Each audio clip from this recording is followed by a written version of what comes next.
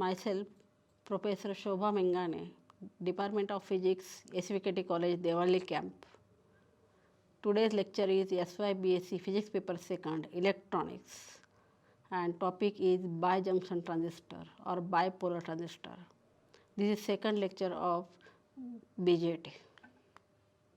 In last lecture, we have seen construction and circuit symbol of BJT, operating principle, specification parameters of transistor, transistor configurations, and characteristics of common base configuration. In today's lecture, we will see characteristics of common emitter configuration, we will see transistor biasing, transistor as an amplifier, transistor load line analysis, and transistor as a switch. Learning objectives of this lecture is characteristic of common emitter configuration, means how we can draw input, output and transfer characteristics, how transistor can be biased for active region, then transistor as an amplifier, use of transistor for transistor as an amplifier, for transistor load line analysis and transistor as a switch. This is circuit diagram for common emitter configuration. We use here NPN transistor, this is collector, this is base and this is emitter. Now, in between base and emitter we connect VBB such that base emitter junction is forward bias. This positive is connected to P-type base and negative of BB is connected to N-type emitter. Now, and this voltage can be adjusted by using this potentiometer, this variable resistor, and we can change the voltage, and that voltage is measured by the voltmeter, and that voltage will be called as a VBE. And current in the base is IB, and this current is very small, therefore it is in microamperes, and where the current enters, and that time here the positive terminal, current enters in the emitter, microammeter, that is positive terminal, and it leaves, that is negative terminal. At the output from collector, we have a milliammeter because current in milliamperes, and this collector base junction is reverse bias, and therefore positive of VCC is connected to the N-type collector and negative is connected to the emitter. And voltage between collector and emitter measured by, that is called as a VCE. Now, to draw the characteristics, first we will consider about input characteristics, and for input characteristics this voltage VC is kept constant and we can change IB and VBE, and the graph of IB versus VB is plotted. Means by keeping VCE constant and by changing VB and measuring IB, we have a input characteristic like this. For this fixed value of VCE characteristics are like this. Now, in this graph, IB is along y-axis and VB is along x-axis.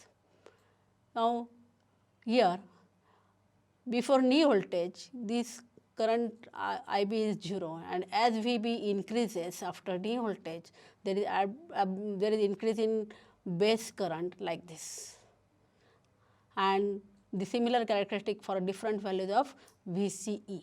Now, in this case, in input characteristics, we can define input resistance, that is delta VB divided by delta IB. Now, this value is in few hundred ohms because base emitter junction is forward bias. Now, we have to go for output characteristics. For output characteristics, we have to keep IB constant. This is input is constant, and by changing VC and IC, we can have a graphs here. Means we have to change by keep the IB constant, and suppose it is 5 microampere or 10 microampere or 20 micro, whatever that. And by changing VC and measure IC, we get graphs like this. And these are the output characteristics. But this graph, in this graphs here, see that there is a change in IC with VC for a very small voltage, that is 0 to 1 volt only. Or this is also called as knee voltage. Now, in this case, here it changes from 0 to 1 volt only. After that, after 1 volt, the collector current is almost constant. It is independent of Vc. It depends only on Ib. For different values of Ib, there is different values of Ic. And we have these output characteristics. And if we take the graph of, or we sorry, if we take the ratio of delta Vc upon delta Ic, it will give you the output resistance. And this output resistance of this common emitter configuration is about 50 kilo ohms. Now, these output characteristics are divided into three regions, that is active region, saturation region and cutoff region. How can these are defined like here? See that when Ib is equal to 0 means input current is 0 means here the transistor will remain cut off, means base voltage is 0, and in that case transistor will remain cut off and this cut off region. And in this region both junction, that is base emitter junction and collector base junction, both are reverse bias. The active region, in active region base emitter junction is forward bias and collector base junction is reverse bias, and transistor will work in this region only. When we use a transistor as an amplifier, it will work in a active region. And on the left of this knee voltage is on this side, this portion is called as saturation region. In this region, voltage is less, it is less than 1 volt, and therefore more positive will be at the base and less positive will be at the collector, and therefore base emitter junction is also reverse, means both junctions are reverse, base emitter junction is forward bias as well as collector base junction will also become a forward bias, and both junctions are forward bias in this case. And this is about the output characteristics. After that, there are transfer characteristics also. Transfer characteristic means it is a relation between input and output. In this case, we have to measure IC and IB for a constant value of Vc, and the graph is like this. Here see that the graph is not passing through origin, it is like passing through this here, because though Ib is equal to 0, but there is some leakage current is there, and therefore there is some value of the current, and after that Ic increases with increase in Ib, and delta Ic upon delta Ib, this will give the current amplification factor, that is beta. And these are the characteristic of common emitter configuration. When we use a transistor as amplifier or for amplification, there is a faithful amplification. What is my faithful amplification? In faithful amplification means raise the strength of input signal in the output by without change in shape and shape of the input signal. Now, for the amplification, the basic conditions are there, and these basic conditions are called as basic conditions for transistor biasing. That is, first is proper zero signal collector current, second minimum proper base emitter voltage at any instant, and third minimum proper collector emitter voltage at any instant, means proper value of IC, zero signal IC, proper value of VBE and proper value of VCE. There are three methods for the biasing, because here see that before that we consider about when we use the characteristics, in that case we use the power supplies and there it is not economical, and for economical base here we use only one power supply for biasing, means such that base emitter junction is forward bias and collector base junction is reverse bias. And there are three different methods are there, that is fixed bias or base resistor method, second is biasing with feedback resistor or collector to base bias circuit, and third is voltage divider bias method. This is fixed bias circuit or base resistor method. In this method, RB is used for the biasing to the base, and as VCC is connected to base plus VCC is connected to base via RB, and therefore at the P type base positive voltage is connected through via RB, and emitter is grounded, means at negative terminal is there, and base emitter junction becomes forward bias as well as collector is N type and this collector is connected to plus VCC and therefore collector base junction is reverse bias, means transistor will remain in active region by using a single source. But in this case the value of IB is constant and therefore or fixed and therefore it is called as fixed bias or base resistor method. Now in this circuit we can have a circuit analysis like this. As IB is the base current, IC is the collector current. Then relation between IC and IB is like this, that is IC is equal to beta IB or IB is equal to IC upon beta, where beta is the current amplification factor and we know that beta is always greater than 1. Now considering the input loop here, that is voltage VCC can be written as IB RB plus VBE, and from this by adjusting the terms we can write RB is equal to VCC minus VBE upon IB. As VCC and IB are known, VB is also taken from manual. For a germanium transistor it is 0.3, for silicon transistor it is 0.7 and the value of RB can be found. In this method VCC is fixed value, resistance is selected, that is also fixed, resistance is selected as IB is also fixed and therefore it is fixed bias, and stability factor in this method is given as S is equal to beta plus 1 upon 1 minus beta into DIB by DIC. For a fixed bias method, IB is independent of IC and therefore DIB upon DIC is equal to 0, and substituting this in a previous equation we get stability factor S is equal to beta plus 1. The stability factor for a fixed bias is beta plus 1 times, means here IC changes with beta plus 1 times as much as change in collector voltage, collector leakage current, that is ICO. Advantages: it is only one resistor is used, RB, and therefore this is very simple circuit.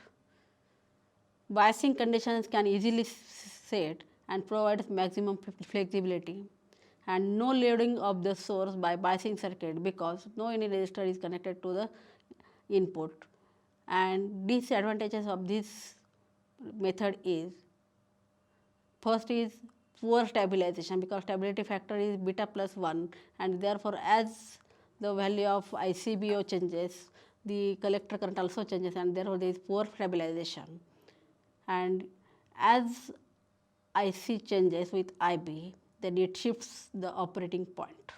This is circuit for collector to base bias circuit, or that is also called as feedback circuit. In this case, instead of connecting to VCC, RB is connected to output, that is collector of the transistor, and the feedback is given, and this feedback is negative type feedback, and output the output at the collector, that is given measured by the VCE. The current passing through RB is VIB and current passing through RL is IC plus IB, and therefore we can write in the circuit, that is VCC is equal to voltage drop across RL, that is IC plus IB into RC or RL plus VCE, but voltage VCC can be written as IC RC plus VCE. We have VC is equal to IB RB plus VBE, that is base emitter at the input side. This voltage, that is VC is equal to IB RB plus VBE, and VCC is equal to IC RC plus IB RB plus VBE. From this equation we will get the value of RB. By adjusting the terms, we have RB is equal to VCC minus VBE minus ICRC upon IB, and since IC is equal to beta IB, we can write RB is equal to VCC minus VBE minus beta IB into RC divided by IB, means stability factor for this method is less than beta plus 1.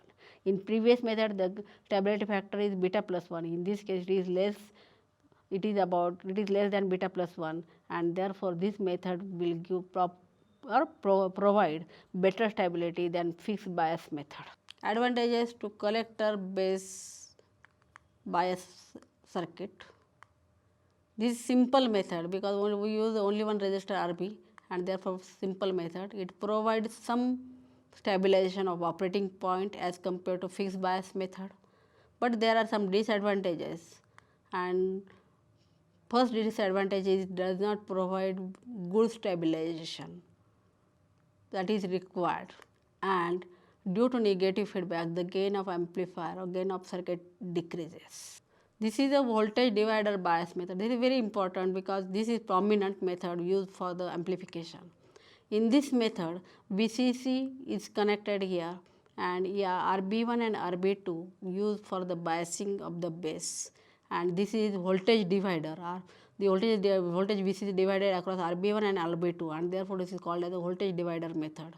RC is a collector resistance, and the RE is very important. It gives a stabilization, because if due to the thermal drift, if there is some change in leakage current of the transistor, that ICBO, due to ICBO, IC also increases, and but we know that IC is approximately equal to IE, and therefore IE increases, and as IE increases the voltage drop across RE increases, and therefore the collector, as RE increases VB decreases, and therefore IB decreases, and collector current again decreases, and this stabilizes the collector current, and this is very important method, that is voltage divider bias method.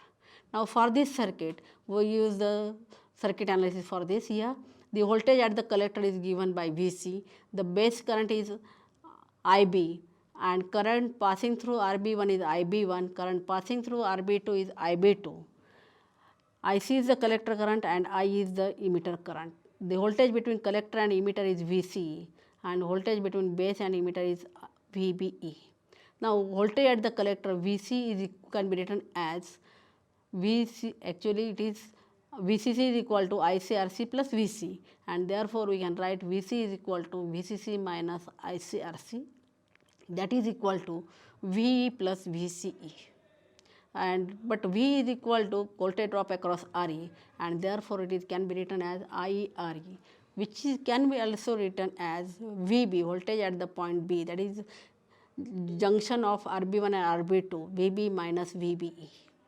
Now the voltage Vce is equal to Vce is basically here Vce plus Ve is equal to Vc, and therefore we can write Vce is equal to Vc minus Ve, and that is equal to Vcc, but we know that Ve is equal to ICRC plus IRE, and therefore here this relation is Vcc minus ICRC plus IRE.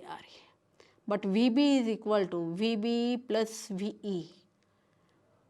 Vb is between base and emitter, and voltage drop across Re is Ve, and that is equal to voltage drop across Rb2, and voltage drop across Rb2 can be given by Ohm's law, that is current through Rb2 is Vcc upon Rb1 plus Rb2 into Rb2, and therefore this relation is Rb2 upon Rb1 plus Rb2 into Vcc.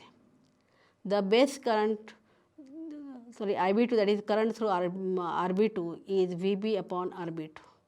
Ib1 can be, Ib1 is splitted into Ib and Ib2, and therefore we can write Ib1 is equal to Ib plus Ib2, that is equal to Vcc minus Vb upon Rb1. And total resistance Rb, equivalent resistance Rb, that is Rb1 into Rb2 divided by Rb1 plus Rb2, and this base current Ib is equal to Vb minus Vb upon Rb plus 1 plus beta times Re, and I can be written as, we know that I is equal to Ic plus Ib, which can be written as Ve by Rb, and from this here we have a fixed voltage divider bias method, and this is very important. When we use a transistor as an amplifier, the circuit diagram for transistor as an amplifier is like this. At the when we use a transistor as an amplifier, then base emitter junction will be forward bias, and base collector junction must be, collector base junction must be reverse bias, means transistor must be in a active region, and therefore we connect base is connected to positive of the VPB, and collector is connected to positive of VCC, because collector is of N type and base is of P type, and here output is taken across RC. There is a signal, input signal, and this input signal will change the base current.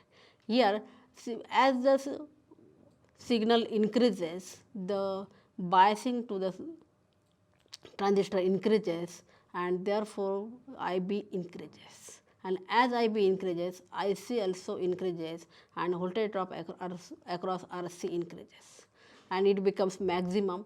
After that, IB decreases, IB signal decreases, and therefore the base current of the transistor decreases, and IC also decreases, and output decreases.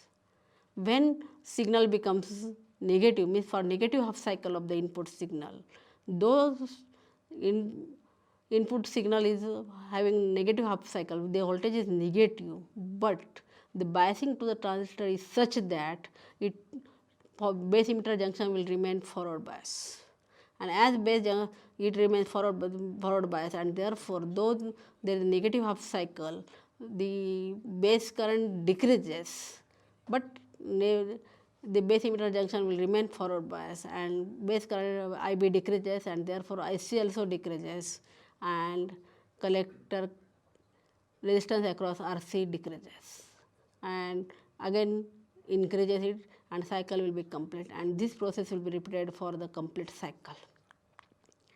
Now we have to go for transistor load line analysis. Here we know that if we have to find out we have to keep the zero signal conditions, the base emitter junction must be forward bias and collector base junction must be reverse bias, means their proper value of IB, IC and VCE or VB also.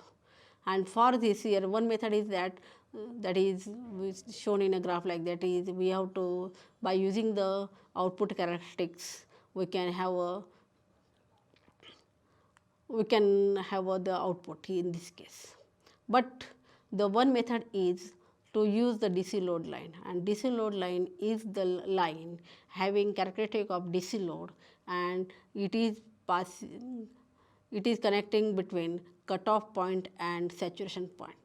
In this case, voltage here we know that VCC is equal to ICRC plus VCE, or we can have VCE, ICRC is equal to VCC minus VCE, and therefore IC is equal to 1 upon RC into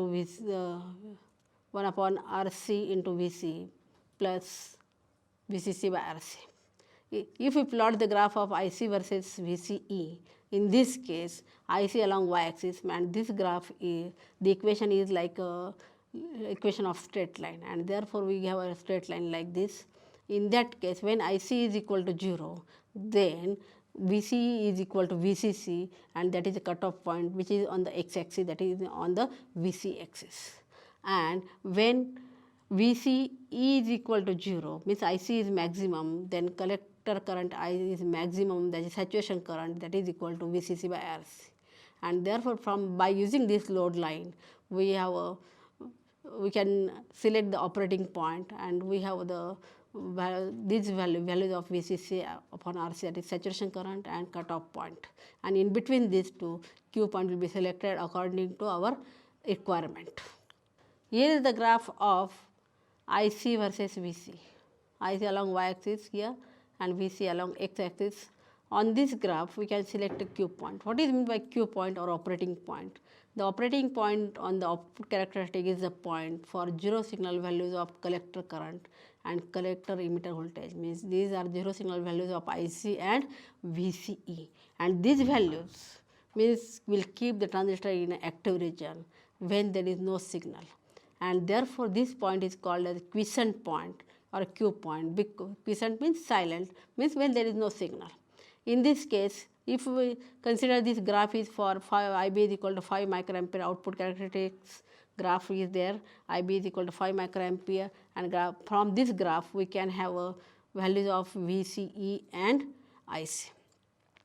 Now here there is Q point is the intersection of load line and this output characteristics, means this will satisfy both the conditions and will give zero signal conditions.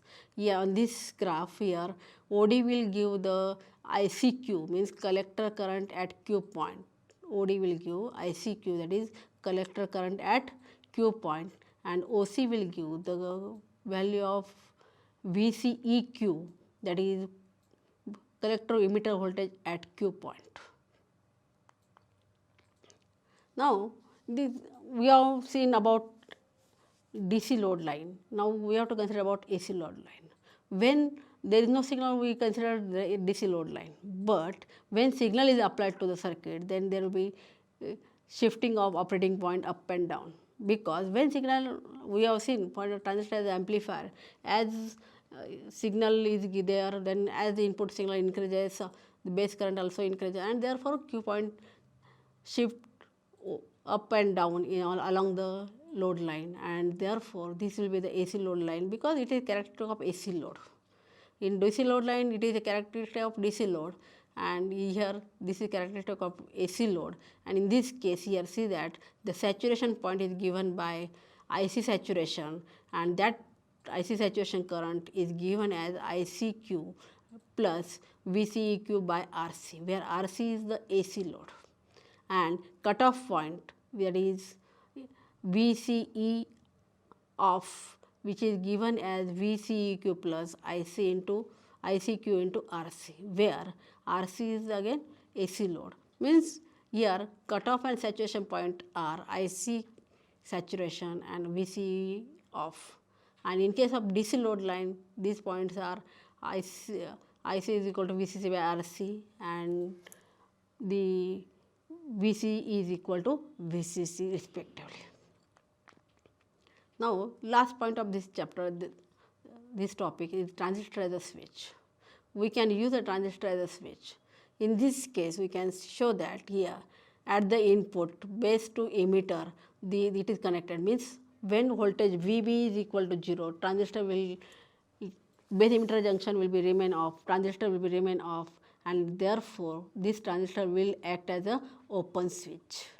Means there is no connection between output and the ground, and therefore this is like a switch open like this. And when we connect the base voltage at like this, in that case, and this voltage is much enough here, in that case here the base current increases, and there is a high value of base current. Due to this, there is a saturation value of collector current, IC saturation current will be there, and therefore the voltage drop across RC will be maximum, and therefore VCE will be 0. Therefore, VC is equal to 0 when transistor is in saturation, and when transistor is in saturation, then it will act as a closed switch, that is in between collector and emitter there is 0 volt, and therefore it will like this. In an open switch, the VC is equal to VCC, and in closed switch VC is equal to 0. Now, when we use a transistor as a switch, means we have to consider about the advantages of electronic switches, that is no moving parts. There are no moving parts. In a analog switch, there are moving parts, we have to on off it, but here there are no moving parts, therefore little wear and tear, and therefore noiseless operation is there. The size is very small, weight is also less, trouble-free services are there, means there is no any problem for these services, then cheaper and requires little maintenance, and fast speed of operation up to 10⁹ operations per second. This is about our topic, that is biasing, then transistor as amplifier, transistor load line analysis, and transistor as a switch. Now, there is assignment for you, that is what is meant by operating point. Describe the working of transistor as an amplifier. Explain with circuit diagram use of transistor as a switch. In this lecture, we have seen characteristic of common emitter configuration, biasing of transistor, what conditions for the biasing as well as methods for the biasing. Then we have seen the operation of transistor as an amplifier. We have seen transistor load line analysis and use of transistor as a switch. In next lecture, we will consider about construction and operation of UJT, equivalent circuit and characteristic of UJT, and UJT as a relaxation oscillator. Thank you.